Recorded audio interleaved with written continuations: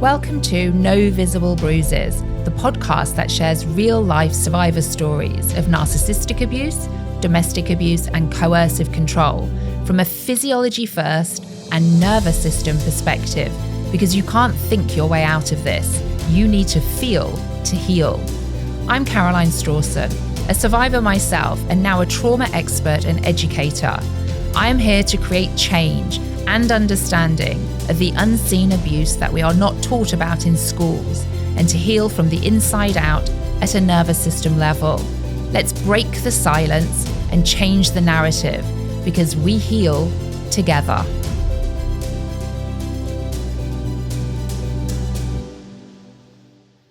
Today's episode was definitely not what I was expecting. You will hear from Sandra Dec, and what we started off talking about did not end where we were.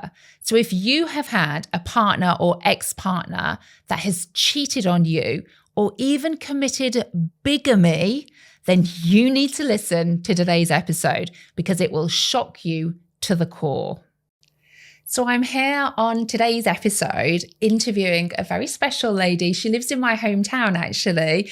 And a massive welcome, Sandra Dec. How are you, Sandra? Well, hello. I try not to say I can't believe I'm here, because I do believe, and I'm very grateful, and I'm just so happy and excited to be here with you, Caroline. Oh, do you know what? I'm absolutely honoured for you to be on our second episode. Very excited about this, of our survivor stories, really talking all things narcissistic abuse, domestic abuse, coercive control. And interestingly, just before we started, didn't we? My microphone, it was literally having a mind of its own, wasn't it? And moving towards me. Very, very strange. So there's obviously some energy in the room already for us, Sandra. But I'm so grateful for you to be here. I know you've been through so much, and I think your story is really going to resonate with people. And as always, in this hour-long session that we have, it's all things about you. So things maybe you even want to ask me if you're unsure about things about your story. And also, I always like to bring things back to the physiology side of things. What are those sensations happening inside of the body? And maybe bringing in some parts work, some IFS, some somatic experiencing, some breath work, whatever's going to come up of all of the different things that I am trained in. But I am really, really happy that you are here. So as you're sat here, because I just want to talk about this, because I noticed when you came in, as you're sat here right now, and I always think this is a really great check-in point for us, as you're sat here in a podcast studio with me, what are you noticing going on in your body? Actually, now at this point, there is like stillness. But on my way here and before that, before I left home, I had lots of thoughts, and I am very glad I know EFT tapping, because that would help me grounding. Great. And a tool to help, right? Yes. We all like to have good nervous system regulation tools. Yes, it is amazing. So I made the space, and I was aware of what is happening. Lots of thoughts, some sort of tension. But now at this point, I just feel I've got rose cheeks.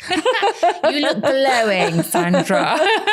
But apart from that, everything it's okay. Yeah, and I think you highlight a really great point there, Sandra, that, you know, the tools that you now have, whatever they are, whether it be EFT, whether it be breath work, whatever that may be, you're able to bring that sense of awareness, the stillness, the space to feel, because so much of us don't give space to feel. Take me back to some moments then, maybe in your past relationships then, where you didn't have space to feel, where maybe you were just moving on to the next thing. Talk to me a bit about times when you didn't have those resources, you didn't have those tools. Oh, it just feels like it was in different life and it was different me. But to be honest, it was different me.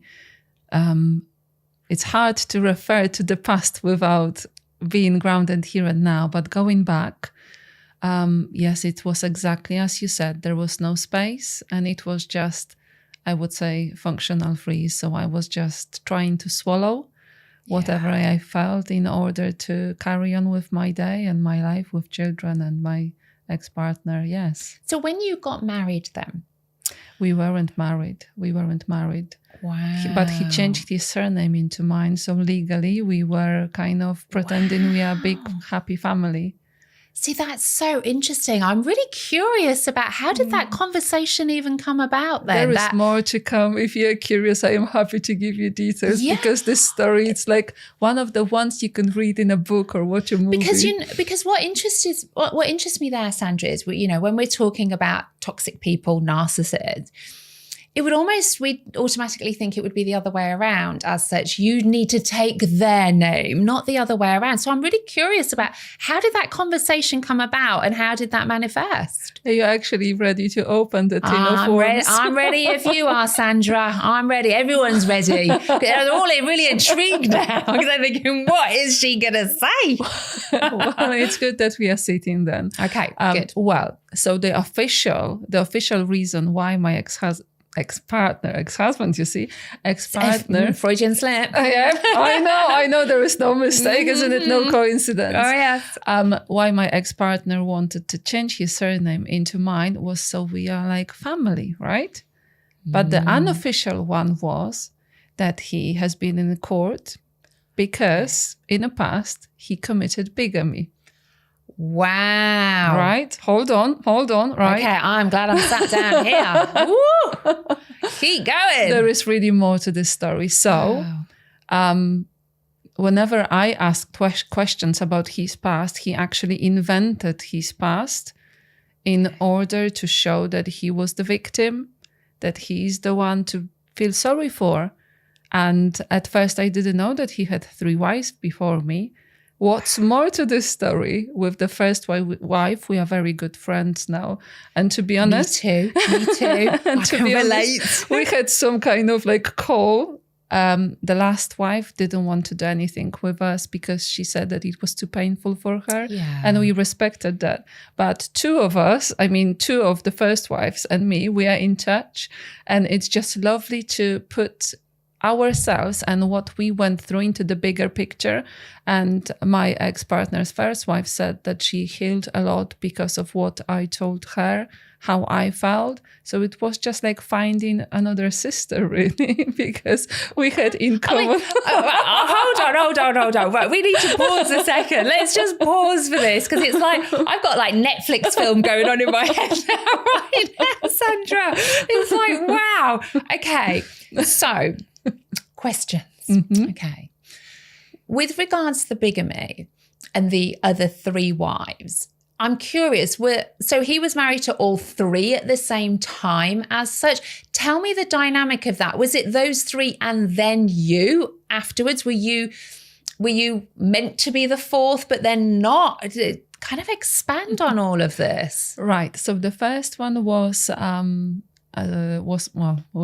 without using the names, isn't it? Yeah. That's the part when I will just stop.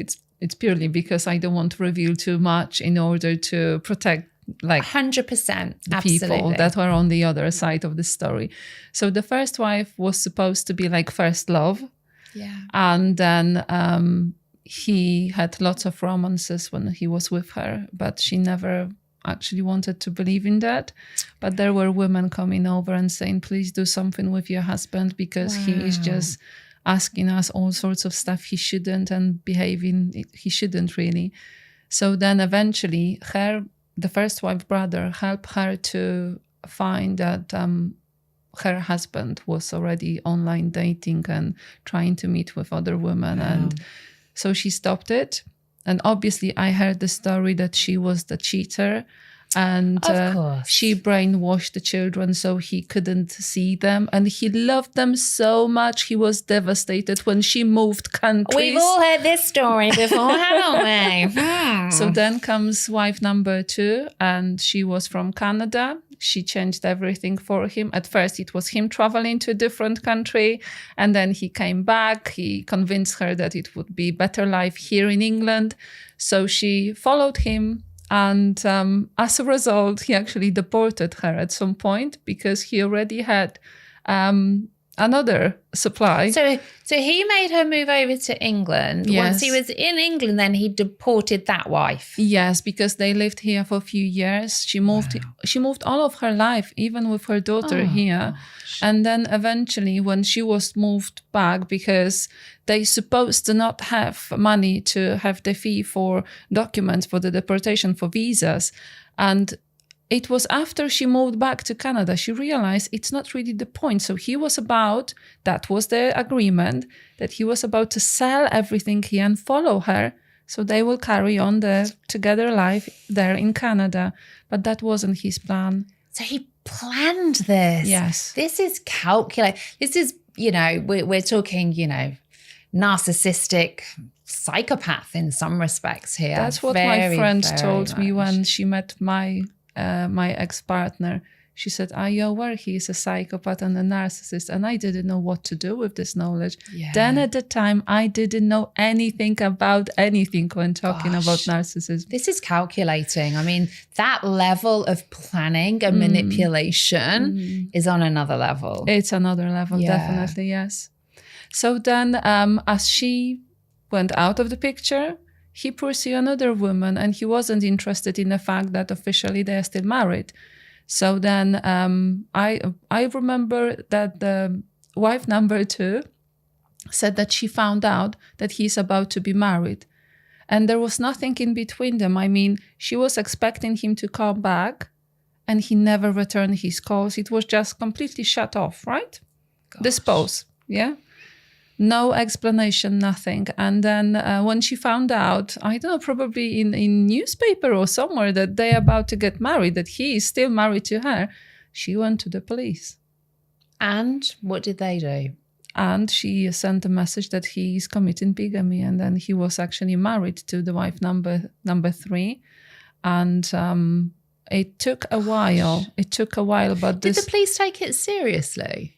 Yes, they did. But they already, because the wife number 2 didn't actually pursue this up until later notice. So they were married for a few years with wife number 3. And wife number 3 started to feel what usually women in narcissistic relationship feel, drained, control, that doesn't make sense, and it takes her nowhere. Just losing yourself. So they split up. But I'm sure he already had someone else. I don't know, was it me or someone else? Yes. And I think this is a really great point, Sandra, here, because I know when I split up from my ex-husband, it was the altruistic nature of a narcissist of, I can't see you this unhappy anymore. I'm leaving to look out for you. And, this whole kind of narrative, I knew in my gut, but there was still an element of, being nice because it hasn't been great in our relationship. And of course, 6 weeks, however long later, I got a text that wasn't meant for me. Yes. Clearly he was in a relationship. And again, my belief, like yourself, no narcissist will have nobody else lined up. They absolutely will. However much you think, no, they've left or we've split up, they will be scanning around for their next supply, if not already in place. Let me tell you, the likelihood is they'll have somebody, or they will have a few people ready to slot into that. And that's another thing. As I feel it, that as I started to heal, I started to trust my intuition instead of just trying to explain everything, his behavior. And no, don't take your thoughts seriously. Why are you inventing something like this? So it's completely different level up for me now, right? So knowing then, so when you met him and he'd been married 3 times as such, was he still married to like the first one, because that would be the primary one as such? Or how did you have any of these conversations? What was it that he said to you? Did you know about any of this at the start? Well, I imagine, obviously not. But how did he, because I'm sure he will have, disclosed he's had other relationships as such. How did he talk about them? What was his kind of narrative around that? There was none. There was none. So he said he'd never been, so you were the first love. Is that what you're saying? He told me he had a first wife, right? With children. Okay, then. Right? Mm-hmm. And then my friend, who is very good in digging, she actually... Aren't we all when we've been... I tell you what, the police force, if we had people who'd been in cheating narcissistic relationships running the police globally, we'd have less crime. And we all need a friend like this, honestly we do. So she found information about him on Chronicle Echo, our local newspaper, about him committing crime, because it is as a crime. And then he had some ridiculous, I read this article and I couldn't believe in that, in the ways he was explained. So when you were reading this or when you were shown this, how far into your relationship with him were you at that point? I just met him. Okay. I just met him. And you know what, then at the time. So hold on. Yeah. You just met him and you'd been told this. Yeah. How long were you together? We weren't together then. We were just dating. Okay. And so... but how long were you together in total? In total, I think it was, wait a minute, I'm not good with numbers.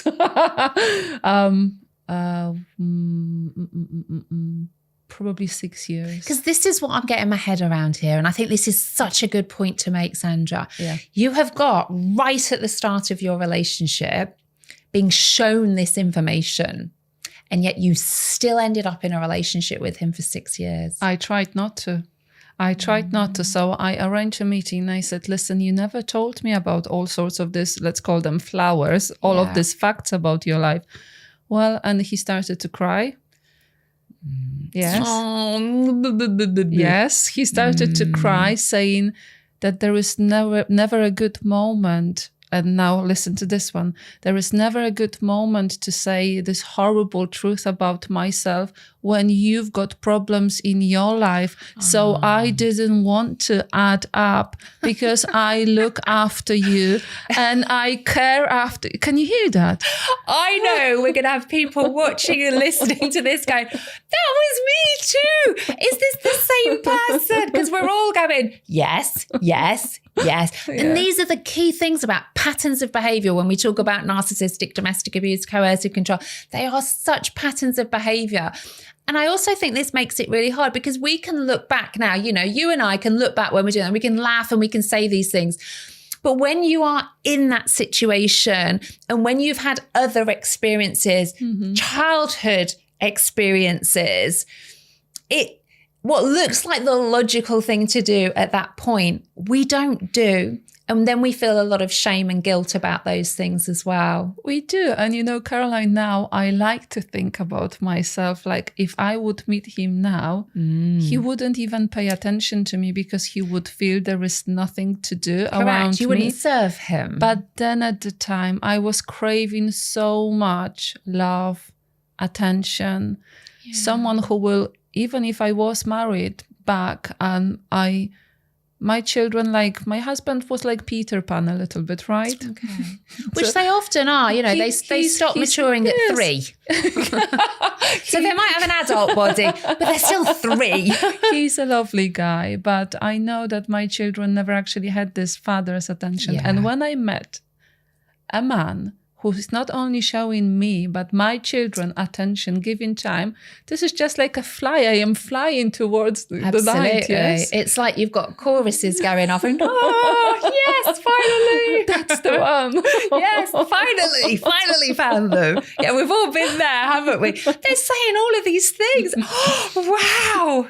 Yeah, we've all been there, well, haven't we? Can laugh now. Correct. But there'll be people, do you know what? There'll be people watching and listening to this, Sandra, that are still in that relationship as well. And, you know, and I don't want to diminish though, you know, if you're still in this relationship right now, I'm hoping you're watching and listening now thinking, okay, if Caroline and Sandra are where they are now, there's hope for me. And that's definitely what we want from these episodes as well. Hope definitely. Of where it can be. But talking about the stories, and what interested me there, Sandra, was you said you were really seeking out love. You know, that's what it was. Where do you think that came from? Where did that need for love come from, do you think? Well, now I know.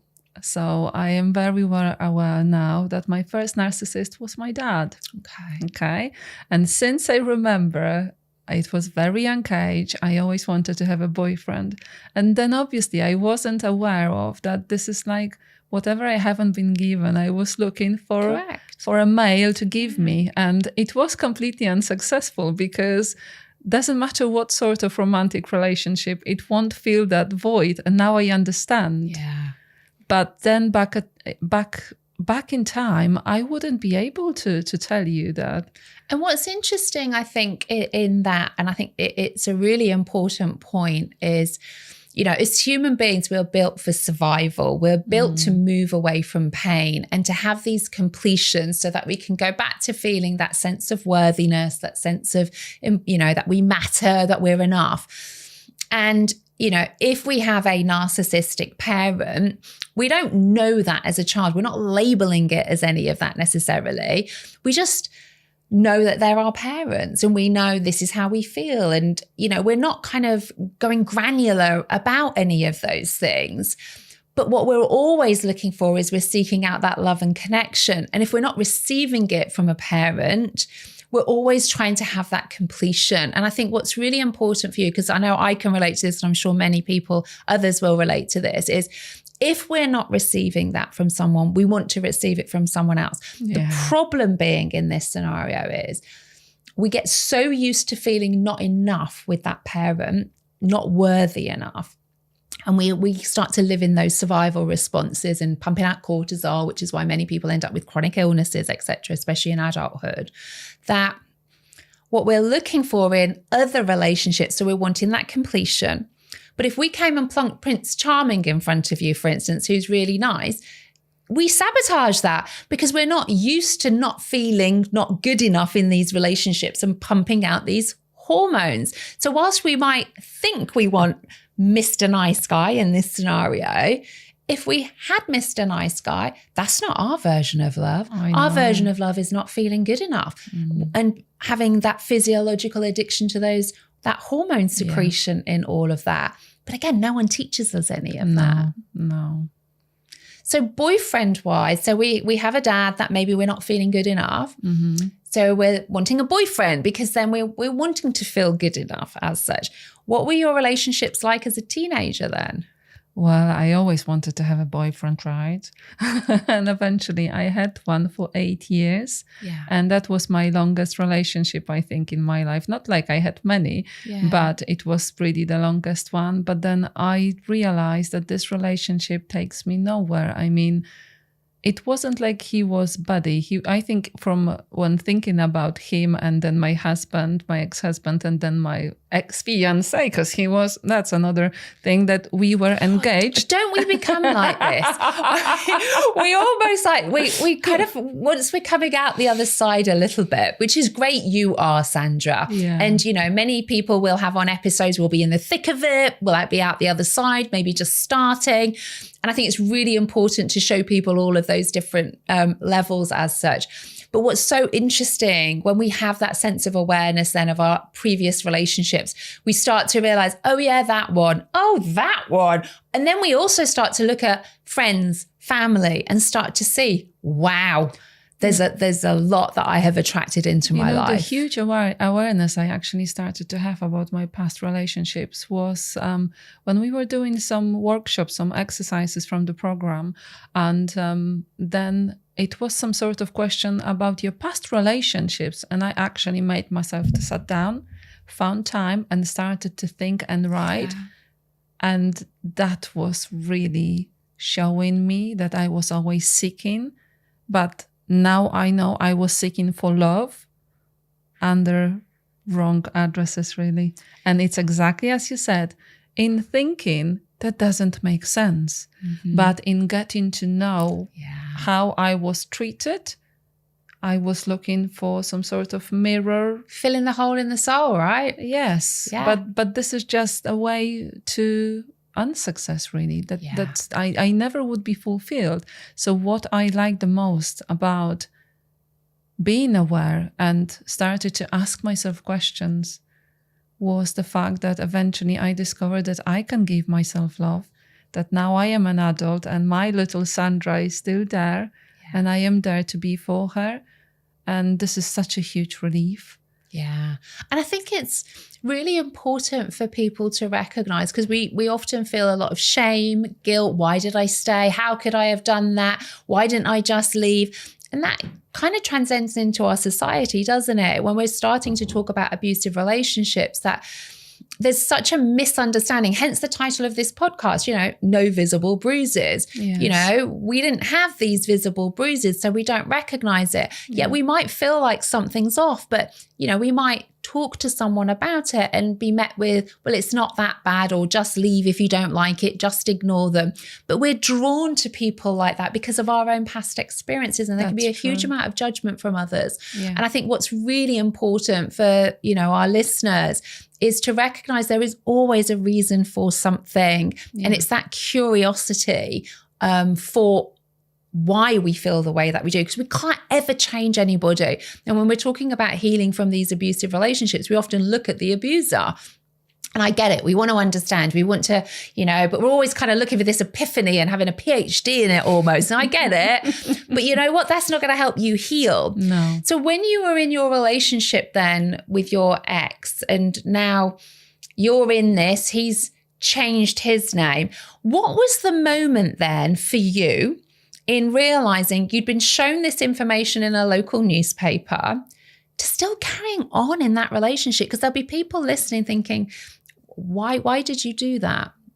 That's a really good question. I think that my lack of love to myself and being loved in a way that he showed me, especially the first phase when I never been loved in such a way. What I then understood from Sam Vaknin, that this is typical love, that it's not possible between adult people, because there's some sort of symbiotic love. It's only between mother and a child. So he showed me this. He cared for me. He was kind of always there for me at the beginning, obviously. Giving you that which you hadn't necessarily received as the impression from your of male caregiver. So you know what I mean? What I think, like this, and I know it will sound so stupid and it will just show me like, oh my God, woman, where is your brain? But this fact about... That's hard on yourself there, Sandra. Well, but listen, this fact about being bigamist wasn't as important.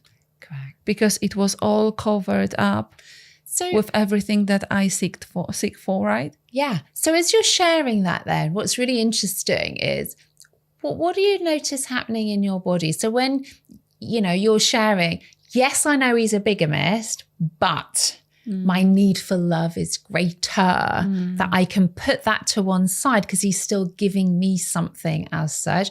What do you notice happening in your body?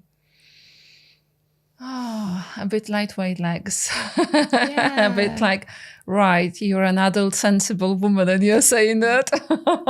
Yeah. And I think that's really important. I mean, I know you're far on your healing journey and stuff too, but I think it's really important to acknowledge those things too, that, your need in that moment was just to receive love, and he was showing you love, and it could have been breadcrumbs of love, because at least that is better than nothing. Yes. Overriding really quite serious information that you'd been given about him. And it was, growing on all of my lack of self-confidence. I am Polish, he was English, so it was like he was older than me. So I actually found How much older? 12 years. Okay. So I found kind of father figure. And I really, when I met him, before I found out, I thought that this will be the man I will just... get old with him, right? What did you think at that time? So knowing the bigamy then, I'm just kind of getting your thought processes here, that because I think it'd be really interesting, because whether it's bigamy or anything else, if people are sharing past experience. My ex had been married before, and that really put me off actually to start with. I thought, I don't want to go there, thanks very much. But clearly I did go there. So what is it for you, do you think, in that moment of recognizing that you're faced with this information? Is there some kind of cognition that goes on? We know emotions override logic anyway, but for you, what thought process was going in? Did you start to have an internal conversation with yourself, maybe around, Sandra, should I be doing, he's a bigamist. And did that cross your mind? Or was it so much of the love bombing as such that just completely took over for you to then think, this is the man I'm going to spend the rest of my life with, knowing he's a bigamist or has been a bigamist? Yes. Well, I would say, Caroline, that at first I tried to stop this relationship because I thought, and that was my... How did you try and stop him? What did you try? I met him and I said that he should actually tell me all of this. And I tried to be very firm as much as I could then back at the time. And yes, he obviously was crying, saying that it was him putting me first, all sorts of this lies and manipulation. Now I can actually name and label, but then back in time it was just like swooping it. It's classic behavior, isn't it? Of I'm telling you something horrible about myself, and then I'm going to cry because I want you to feel sorry for me about what I have done. And by nature of people like you and I and our own childhood wounds in that, what do? We rescue. We comfort and rescue them, don't we? We rescue them. I still remember when you mentioned that you were pregnant and you were kind of supporting your husband. I ended up apologising to my... You've had an affair when I'm 6 months pregnant. He's crying about it because he couldn't support me because I'd been sick and we'd had 4 miscarriages. Yeah. So I apologised to him. I mean, gaslighting extreme, right? Yes. But it shows you the manipulation that can happen in these relationships. Just like with you, he's telling you he's been a bigamist or you've seen it, but he's crying because he doesn't want to hurt you. So there's this, it kind of switches, doesn't it? Completely. He must love me then. Yes. He's sorry for all it. We want to believe the good, don't we? It's pretty much difficult to stick to facts. Yeah. What are facts? Let's be honest. What are facts? Like Jack and Ori, isn't it? Sometimes when you're in a relationship, it's like this Walter Mitty character a lot of time, isn't it? That we don't know who they are and stuff. So going back to that point then, that there's this information and he's crying and saying all of these things. What happens next? I tried not to contact him. Okay. But for how long? It didn't last long. It didn't last even a week. Okay. He was obviously sending me messages that I tried. So we didn't block. We still kept communication open. But so there was a part, the cognition part of you, I don't want to. Yes. But not enough to completely eliminate him and block him. Yes, exactly. Interesting. And I know this, my hairdresser's going through something similar where she's realised that her partner, she thought for 12 years he was living with somebody else and she never knew. And I think,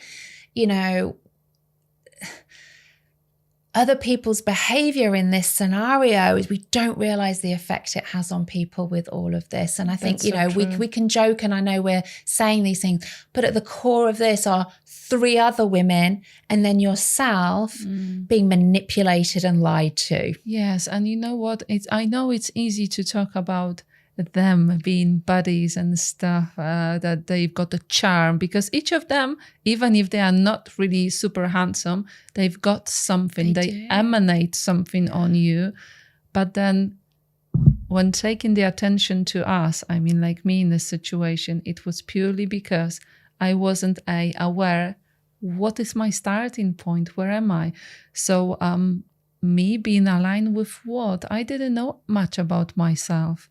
I was mom, I was wife, I moved to England. So there was just life happening. And I didn't really think about working on myself or just being, for myself. Really, I was there for my children. And then... so many are, isn't it?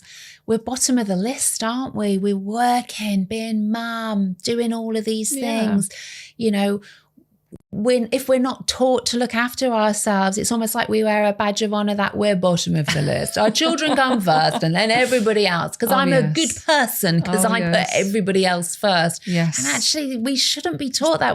It's us. We should be the label first. Is there, yes. Yeah, badge of honor. My mum was the worst for that, God rest her soul. It was like she was exhausted doing for everything for everybody else, but it was a badge of honor, which I carried for a while as well. Yes. I was a better person if I put everybody else first. And that was learnt. Yes, definitely. It's learnt behaviour for many of us. And I would say, when thinking about us Polish women, we explain a lot. And there is some weird situation happening when we emigrate, like Poland, from Poland to England. It's just like our men or husbands, some of them, they actually kind of lose plot. Like there is no family around apart from me, my wife and my children. So I can do what I would like to. So do you think that from a sort of cultural perspective, do you think if that was in Poland where there was a bigger community, is what you're saying, because it was almost like you, him, the kids as such, it gave him like a free pass almost to think he can get away with whatever it is he's doing? I'm not sure about this one because he was English, But then he felt this some sort of superiority that I am only from Poland and, you know, he is English, right? So whenever it come to like somebody coming, like, I don't know, some boiler person, gas man, whoever was coming to the house, it was always him with them.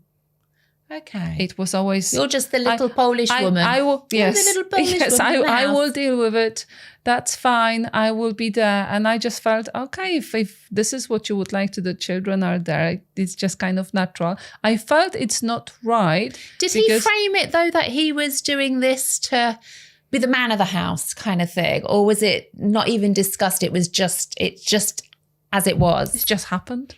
Okay. It just happened, right? So when I started to be more present, which was difficult because we had a little boy, and as we realized, he was on autistic spectrum, so he was handful. Yeah. So I was always kind of flying around him. Yeah. So it was kind of easier for me to step back because someone needed to look after our son. So very, very much role-based. Yes, but I didn't like it. And I think he had a little bit like karma back from me because I tried him to be more like interested in children, because obviously after the first beautiful period of being there for us, he started to take it away, right? So what did he do? So we've kind of know about the bigamy, still staying with him, having his son, and almost creating that family dynamic. What do you think then, as time progressed, was maybe some of the triggers or when things started to change more? For me or for him? Both. For both. Both of you. I think he was more like a gadget man. So do you think, and that's a really great point, Sandra, when you said for me or for him. Yeah. Which came first? Me. Okay. Me. And I started to see things I couldn't explain. Okay. And I found it hard to explain it to myself. Like what? Like he's the way that I never actually knew how much he earned. Okay. The fact that he always finds something not to look after our son. There was always a reason why. Okay. And I simply started to be exhausted. And obviously then I felt like it's my fault because I am the mum and I should be okay. You're the rock of the house, right? Yeah, you're the anchor point for everybody. Well, he's working so hard. And then I started to say, but listen, being at home with 3 children, it's really hard. It is hard. It's really difficult. And it doesn't come with a manual either. And you don't get paid for it. No. But then gradually I started to see like, let me just think, because it was a few years back and I started to like kind of forgetting it. There was lots of excuses and explanation why he's not doing it, why he's not interested in the house, in, I don't know, mowing the grass, in telling me how much he earned. And I wanted actually to know what is happening. Why is that a mystery? Did you have a joint bank account then? So when you... No. Never. But he obviously wanted to know how much I spent on anything, right? And the reason why I was asking you this, because I think this is a really good point, because there'll be many watching and listening to this, Sandra, that don't realise this is financial abuse. Yes. There are many facets to financial abuse. And whilst on the surface it might look good, you know, the I was going to say husband then, partner is going out to work, he's earning the money. If you ask for the money, he'll give it to you, but as long as you know what it's for and things like this. Yeah. I mean, these are classic signs of financial abuse. Isolating you, reliant on him for money, no access to a bank account. Where did you get your money then? Where did you have that? Was it just like child benefit and things like this? He was sending me money every month. But so you had your own bank account? Every month it was less. And he sent you? Yes. And then I had child benefit and I had child maintenance, and he expected me from child maintenance to just sort whatever be sorted. And a banquet for tea on fresh air. Oh my Lord. And then, yes, but I wasn't only, you know, very quiet person. So we had our battles and I was trying to stand up for myself. Yeah. And that wasn't easy because he didn't expect that. He thought I will be this person who will keep my mouth shut. Submissive. Yeah. But I wasn't.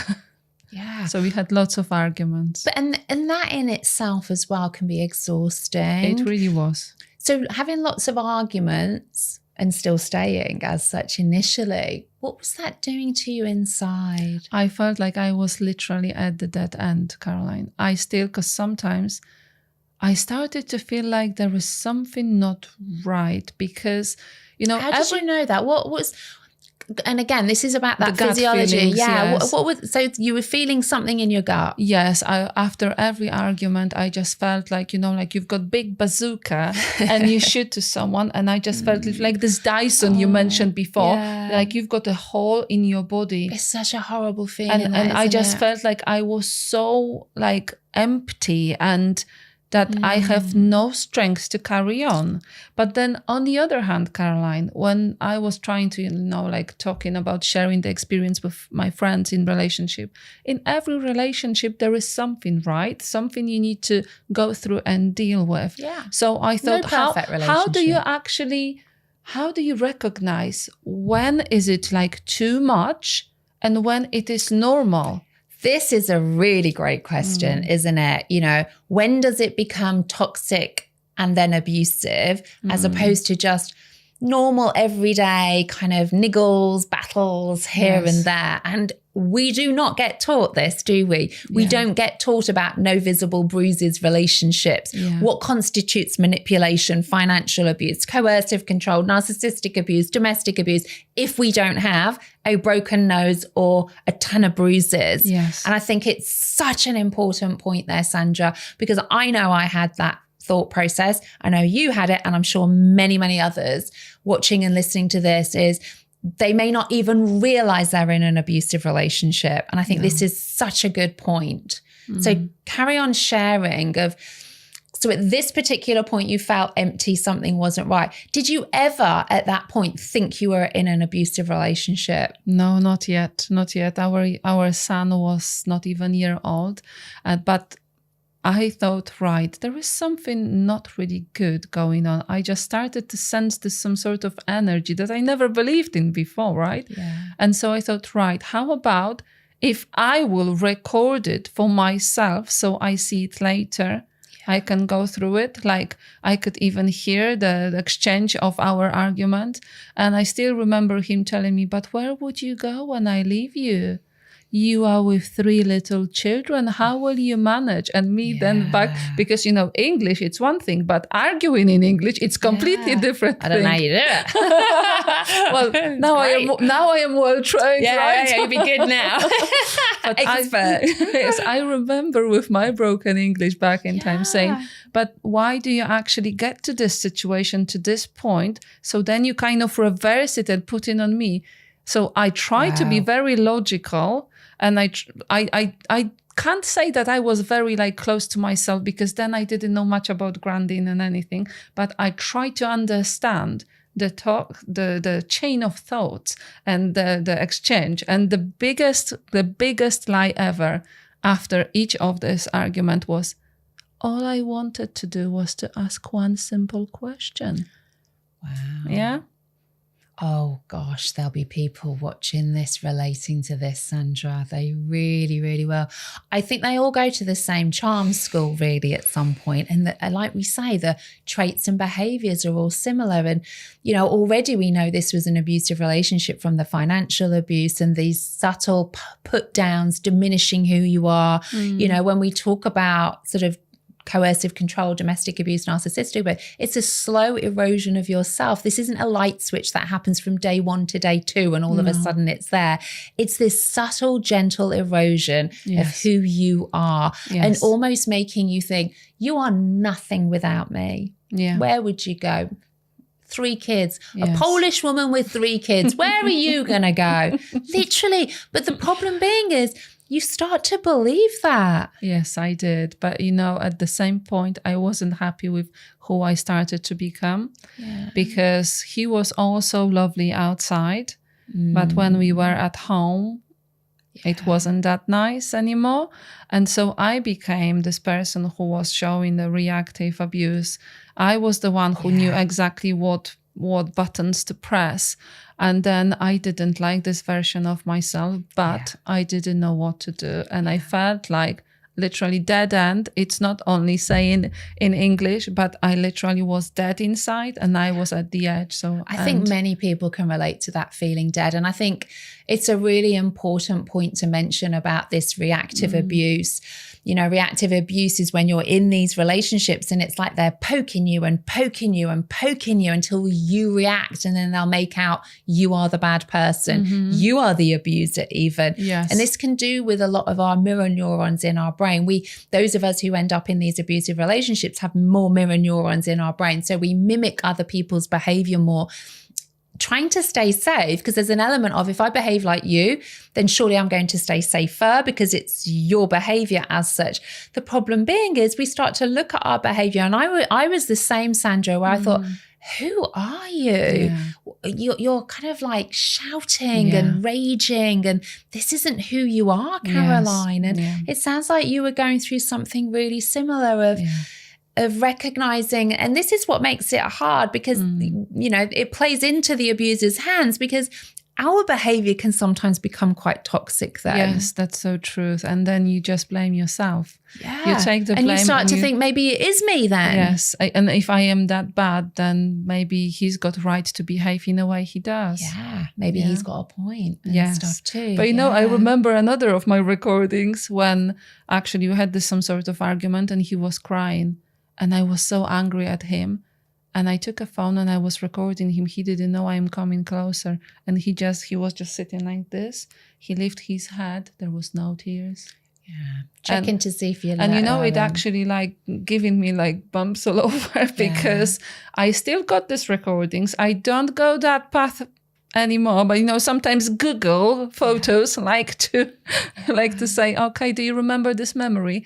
Well, I hope I won't, but I hear you. I just want to say, we're not advocating to record conversations here as well, obviously, for things like this, but I get what drives you to do that. Yes, you know, I really do. And I think, like you say, you think you're crazy, and I think it highlights what with the sort of extreme behaviors we go to sometimes to try and see, is it me? Am I crazy? What is wrong with me? And I think it just really, really highlights all of those things. And I mean, no tears, right? Almost like, I'm just checking you're looking. Yes. No tears or anything. Yeah. You know, because they know what your weak spots are to rescue and fix in that scenario. They know exactly what buttons to push. But still, I remember that I felt so like tangled in all of this. Yeah. I couldn't see how and what to do, how to get out of this situation. Yeah. But for me, wake up moment was when my mom started to be ill and she had a stroke. And she looked like she was on the other side already, but luckily she's okay. Well, kind of okay now. Okay. But for me, that was the time when I asked myself, do I really want to carry on in this way? Do I really want my life to look like it was? And so I started to educate myself first by just listening to all sorts of YouTube about narcissists, and it was very uneasy, Caroline. I don't know, probably you came across this picture. It was like a cartoon one, when our eyelids are all together and you've got something sharp to open it. So it's very painful to open your eyes.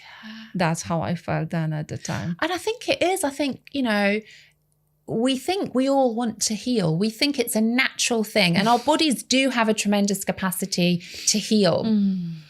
But to heal means processing. To heal means facing things in a what we call titrated way. So we have to go slowly sometimes, because otherwise our nervous system will shut down.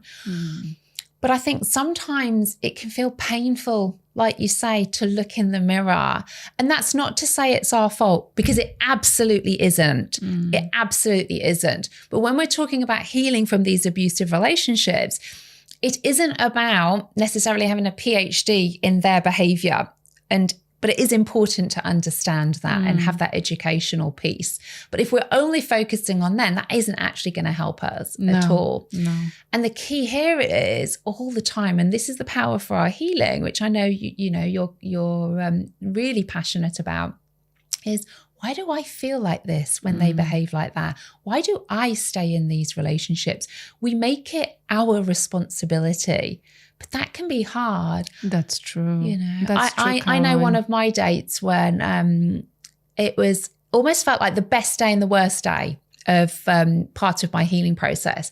And it was on a day where I remember sitting feeling like I have no one. I literally have nobody that's helping me. No one in this world. You know, my mum had passed away. My dad is a narcissist. My sisters lived far away. I'd realized my best friend was a covert narcissist too. And I sat there thinking, I don't have anybody. And it felt very lonely. And then I kind of thought, I'm waiting for someone else to fix me. And the feeling lonely was coming because I was looking to others to make me feel better. So it went from being this, it's only me, to it's only me. It's me. So if I do want to feel better, I have to do that. But that can be really hard to step into. I always think that shift from looking externally for others to fix us and make us feel better into taking ownership and responsibility of our own healing can be really, really hard to do. It can be. And, you know, I do say it with lots of compassion and empathy, but I know sometimes it's easier to stay. Correct. Of course it is. There is. And safer sometimes to stay. Yes, because I truly believe what you teach. I truly believe in that we do what feels safer for us. Yeah. And sometimes it feels safer to stay in a place that we actually die in inside. Yeah. But it's safer because in order to make the first step, to make actually a choice in our head, we need to be a tiny bit stronger in ourselves. You know, I remember a friend of mine told me funny story from our grandparents' generation. So when they were little, they took cows to pastures and they were barefoot, right? Yeah. So when the cow made poo, that was the way to warm your feet. To step into it. Yeah, that's very true. With the methane gases and everything. Horrible and smelly, but it gave us a little bit of comfort. Yeah. And sometimes this is what we need, and this is why we stay. Yeah. This tiny bit of comfort.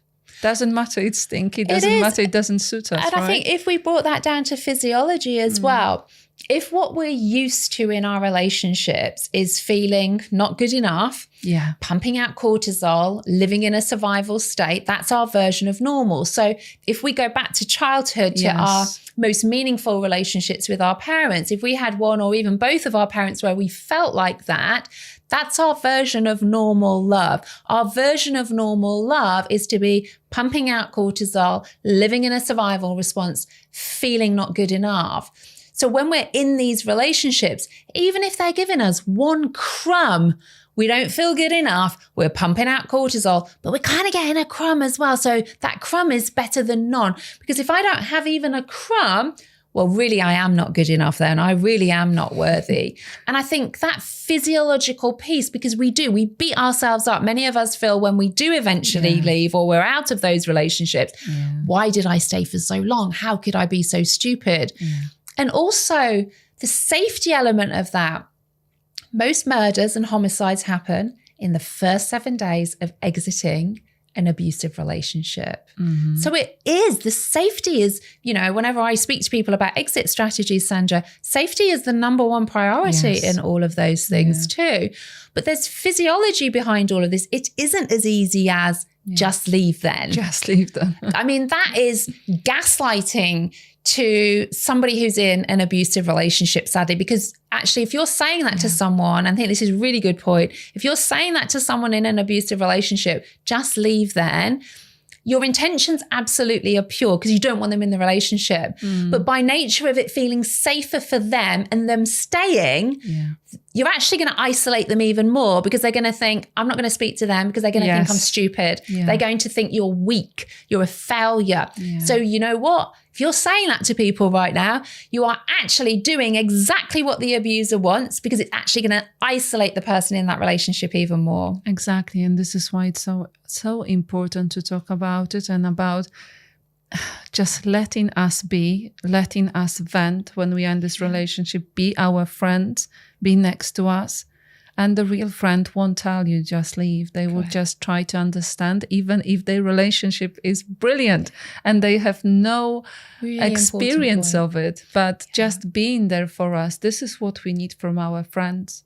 So they are just there next to us, and we know no we judgment, can. right? Yes, we know we can call them. But when you refer to childhood, and I thought, right, this is just like fitting into the place that is not meant for you, but because that's the place I started my being in my family, I feel like this is my place. Yeah. While it's not. And you know what's more? I found that like this was something that actually kept us together with my mom, because she could moan at my father to me and I could moan to her about my ex-partner, right? Yeah. Learned behavior, normalizing this behavior.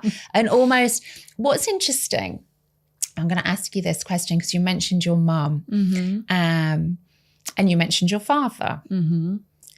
Do you think, looking back at yourself, you were ever at points turning into your mother? Do you think that generational cycle as such, when you mentioned about your father? Do you remember and your the badge? Yeah. Yes. I think it's more than my mum. I think it's generational trauma. Even more further back. Well, we know up to 7 generations, right? Yeah. So, and yes, when thinking about my children, I always thought that I need to put them first, always. And it was to some sort of extremum, really. And it is few years now, I realized they need to see real me. Yeah. They need to see mommy who is crying, even when I try to hide it in the kitchen. They need to see me being tired, because they feel they not necessarily understand when they're younger. And I am so happy when my youngest one, when he sees my tears now, and he does what I do to him by saying, "Oh, Mom, you just need to cry it out." Oh, I love that. The biggest gift you can give to your children, isn't it? Now I will cry, really. So let yourself feel that, because you know what, Sandra? You are a cycle breaker in all of this. Think of those generations of, women before you, this line of badges of honor of, serving your partner as such, staying silent, the place in the home, all of these things. Yeah. And you are breaking that for your children. It's huge, isn't it? It's massive. and I think we naturally assume as a parent, we should be saying, well, I put my kids first. And it's almost like, if you don't, then you're a bit selfish then. But actually, just like if we're on an aeroplane, you put your mask on first. Yes. You can't pour from an empty cup. No. And if you don't role model self-love, don't be surprised if your kids end up wearing their little badges of honor of making and looking after everybody else. Yeah. And you putting yourself first doesn't mean you still don't care about other people. It doesn't mean like, right, that's it. Nobody else. Everyone else. That was a process, Caroline. It wasn't just like that. I needed to work on it and work, because it was coming back every so often. Who do you think you are? Put everyone else first. Yes. Yeah, I get that. And I think it's just such a gift you are giving yourself, your children, and in the work that you're doing too. I just think it's so vitally important. If you could give some words of hope at the end of this episode, Sandra, to maybe those that are still in these relationships, experiencing these kinds of abusive relationships, whether it be financial, narcissistic abuse, what would you want to say? I would like to say that we all have a choice, but at the same time to not feel the weight of the choice. Because as you mentioned, Caroline, about feeling in the body, I know, like in my example, I needed to freeze myself in order to make plan of how to leave the relationship. So I needed to, from my heart, I needed to go to my thinking level, educate, understand, make exit plan, prepare myself. So it's just pretty much like for a battle, but it's the battle that it's just well worth, because as I mentioned, my mom being having stroke, being ill in hospital, and I thought, right, that's not the version of myself I am happy with. Yeah. Right? So I thought from now on, I will try to not to react, not to too many emotions, No. not to react, but I will try to like filter it and see what comes from me, what comes from him. Yeah. And it didn't take long to see that it comes from him. And he was surprised because he didn't receive what I usually fed him with my reaction. Yes. And so it was easy. Honestly, it took a lot. It wasn't an easy process, but it took a lot for me then to breathe, to just like even sit in a garden and just be with nature and being able to just getting rid of whatever. Now I've got like bumps all over when I'm talking about it. Let them go. Let the goosebumps go. I feel it. To stay calm, but this time it was for different purpose. It wasn't calm because for the sake of it, but it was calm to check and see. And I created, now I know it hasn't been actually created, but I created this identity of mine I would like to become. Yeah. Future self. Yes. And so whenever I needed it, in my moments when I was really low, I was always trying to aim for this me picture. Yeah. And that was my guidelines. And so I started to see more and more. And then I could tell to him, with like whenever he was using his calming voice, that really it doesn't come from me. Can't you not see that? And he had nothing to actually use because there was none of my reaction. So at first, this was completely frozen, but head was working and which grey is how rock. many are in the relationships. You know, we're just highly dissociated in this functional freeze. And I think it's really important to recognize dissociation is a really great part of us to protect us from feeling that emotional pain. Yeah. It's the shifting out of that into what you're describing is self-energy then. Yeah. You know, you're able to recognize his behavior now is no reflection of me. Yes. So I can come from a place of self-energy as opposed to coming from that dissociative part of but you. I really needed to freeze my body and my feelings in order to put everything to my thinking. Yeah. And then now I feel, few years after, I feel now it's my time to go back to my heart. To feel, because now it's safe to feel. Now I feel it's safe to feel, and I am so happy that I am still on my own, right? Even though I was scared, like I'm not swearing now, but you know what? I was so scared to be on my own with 3 children in England. I really was. Wow. And I felt like, you know, like Jung is saying that if you go into the place of your shadow, where you fear the most, you will find that, it's going and I am the such biggest freedom. Yeah, absolutely, because you find yourself. Yes. And you find who you are. Now I know, Caroline, this new identity, actually, it was my true self. Correct. And it just makes me so like in love with everything. It's safe to be Sandra now. It's safe to be you. Yes. And you are amazing. And, thank you very much, Caroline. And this is what I would like us other women in similar situation to hear. Yeah. That maybe now you feel like it's not safe to be you, but don't lose hope. Because depends on what you would do. I even had this mantra, one step at a time. Correct. Because the bigger picture was too overwhelming. Absolutely. Only today, or like Scarlett O'Hara, I won't worry about it today. Correct. I will leave it till the next day. But it's so true. And when we're talking about the nervous system, we have to just go to the stretch. If we're stressed and looking at the bigger picture, it's too much and we shut down, which is what trauma is. Yes. So we have to go slowly. And, you know, certainly for me, sometimes it was hour by hour sometimes too. You know, find the time frame that is just enough for your nervous system in that moment, just to kind of build capacity and safety so that you can start to expand, to step into yourself and make these choices and decisions. And I mean, talk about the story then. I wasn't even sure where that was going to go around the bigamy.